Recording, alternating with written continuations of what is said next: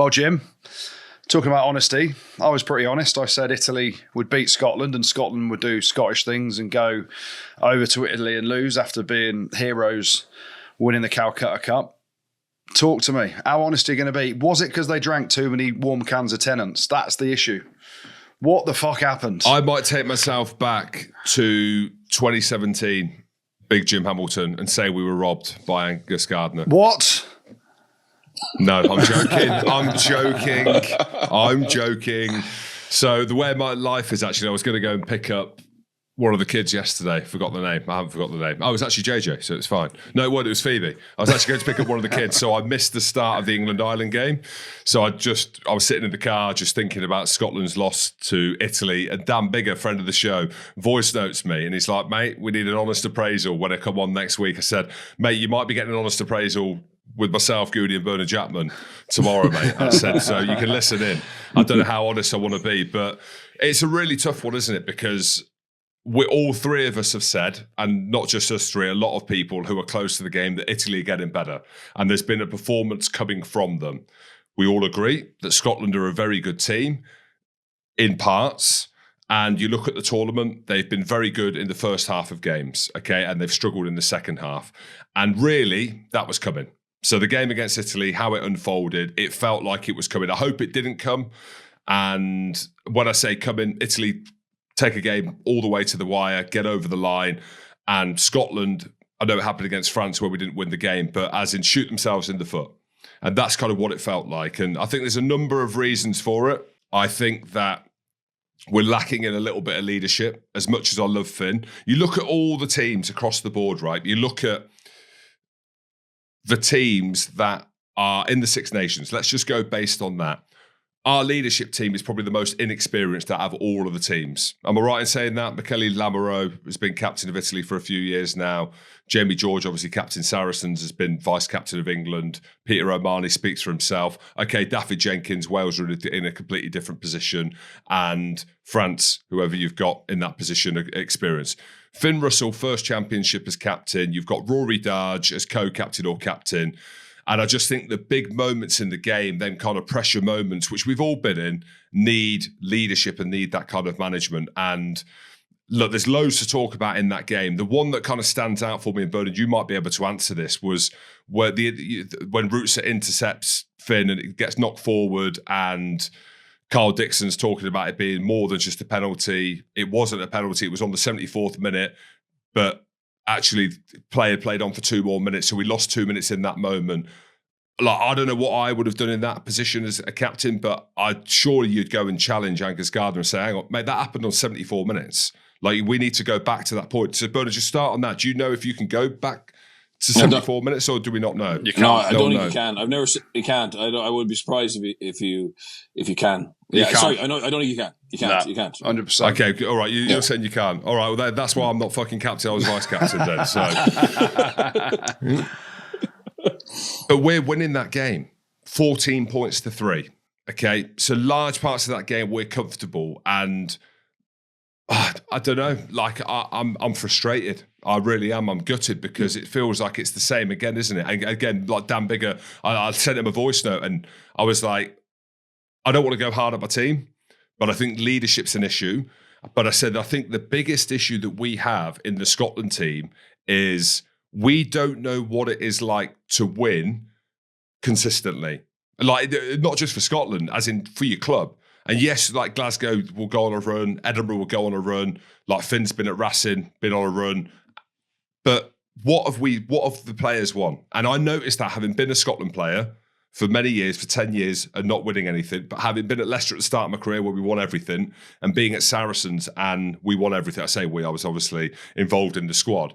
And the kind of the psychological differences with the England players at Leicester and Saracens at the 2 bookends and in Scotland. You look at every other team that have gone on to win the Grand Slam or to win the Six Nations, been there and done it, whether or not it's club level, whether or not it's in World Cups, played in quarters finals, semi-finals, Grand Slam deciders, Triple Crown deciders, like big test matches. We're good for 1 or 2, right?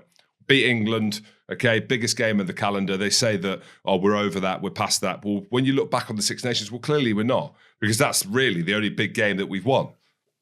That's your cup final, Jim. When you look at it. So it's a really hard thing to say, but you've got to start asking questions why. Why didn't we beat France in that game where we were so comfortable? Why did we nearly throw the game away in Wales when we're 27 points up or whatever it was? Like, how have we gone to Italy? Italy haven't won in that stadium in over 10 years, and we've lost the way in which we have. So it's a really difficult one to try and break down because I am close to the team, but we talk about a generational team. Like, this Scotland's a generational team. If not now, then when? Because how long you been saying that, though, Jim? Game. How long you been saying it, though, Jim? Ages. Well, I know, but that's what I do, don't I? I know, and that's the hard thing, isn't it? Because I did think it was going to be tough. It was going to be Italy, but I fully expected us to win. You can't go and play against England now you did, and then go to Italy. And it wasn't as if like Italy were miles better. They weren't. We didn't take our opportunity. In the second half, we had 2 2-on-1 opportunities that we butchered. Yeah, so Duan one where he went across. Blair's thrown a missed one instead of going down the 2-on-1 down the channel as well. I'm not saying that they're going to score that, but we just, like a couple of, 2 of their tries, they found space, like Pajrello with the 9 with a little chip in behind, like brilliant.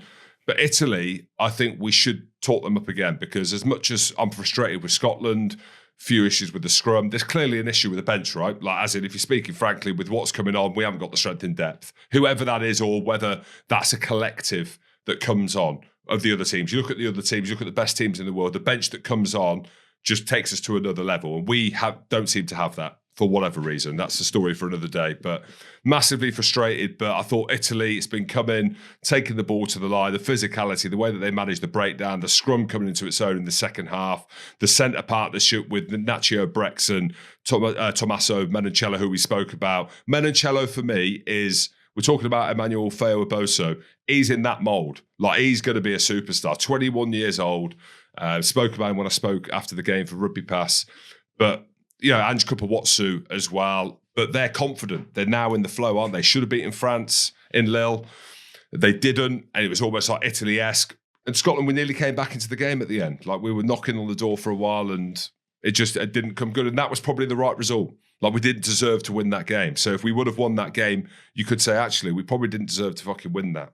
And yeah, I'm pretty frustrated now because we've got to go to Ireland on Paddy's weekend. There's going to be a big backlash there. You're getting hosed. Mentally, what kind of... Yeah, I don't know. I'm not at the point of predicting it yet, but... Hello, everyone. Big Jim here, and a big shout out to AG1 for sponsoring today's video. For people that know me, I'm an honest man, and I've used AG1 for years. It's transformed my morning routine before I train. It's not just a drink, it's a comprehensive supplement and simplified my health routine. Very simple. AG1 is packed with over 70 high quality ingredients to support my mental and physical health. We're talking essential vitamins, minerals, antioxidants, and more, ensuring you get all of the good stuff that you need to kickstart your day right. Alrighty then. Just 1 scoop in water, give it a mix, and bish, bam, bam, boom. I'm ready to take on the world. What I love about AG1 is how it makes me feel. It makes me feel good. Ever since I made it my go-to, I've noticed significant increases in my energy levels. I feel sharper. I can do more podcasts. I can stay longer on the podcast. But overall, I just feel more balanced. I'm a big fan, as you know. In our busy lives, it's easy to overlook nutrition. That's where AG1 steps in. It's convenient, it tastes great, and does wonders for your health. Absolute wonders. Interested in giving AG1 a shot? Then head over to drinkag1.com/the Rugby Pod, or you can scan the QR code. Ka-ching. There it is. And you'll get 20% off when you subscribe. Plus, you'll get a 3-year supply of vitamin D3, K2, and you'll get 5 travel packs with your first purchase. So don't miss out on the game changer for your health. That is AG1. Enjoy. You know what I mean about the leadership, lads? Yeah. Like, when you look at it there, like, am I right in what I'm saying? That's just my evaluation of it, but I'm very close to the team. But I look at all the other teams with the leadership. We've changed our captain going into the tournament. We've got 2 captains. No one really knows, like, who is the captain? Is it Finn? Is it Rory Darge? Jamie Ritchie comes on. He's been captain for the last 2 or 3 years. Like, is he captain when he comes on, or is he not captain, or is it a group leadership thing? And people might think it's not an important thing, But for me, it's always been an important thing for Scotland because it's always been the same issue. Even back to when I was playing in 2011 World Cup, we had Al Kellogg named as captain, and I got told as a player that he ain't going to be playing. He's not first choice. I was like, hang on, we're going to a fucking World Cup, and you've named the captain. So we're the only country in the world whose captain isn't first choice. Didn't believe him, and he was right. I started in half the games. It's crazy. Yeah. You know, do you think any other team does that? Well, England, I think Peter Romani get named captain and not play. Yeah, I think England had 4 vice captains or something, didn't they? Which I found mad. Bernard, what's your take on it? Because Jim's very passionate there about how shit Scotland were. Look, I think for Gregor Townsend, and he's gone through 2 World Cup cycles, so many false stones, so many. I'm sure he's tried everything in his powers. He's brought in a new sports psychologist, Damien Walsh, Kiwi guy, very, very highly regarded. But it's just, there's something missing because I actually think this is a very talented Scotland group. Yeah. And I really worry for Scottish Rugby after this group, finish, because, I saw the under-20s this year and there's not much there coming through. You've only got 2 franchises, obviously. So this group needs to be the group that, I suppose, secure the future of Scottish Rugby. And that sounds a bit dramatic, but have enough success that inspires. Leave a legacy. Yeah, there you go. Inspires. And you beat England. And I was critical enough of the elements of their win against Wales. And even though obviously they were unlucky against France at the end, the game was there for the taking. It was in their control, and they found a way to lose.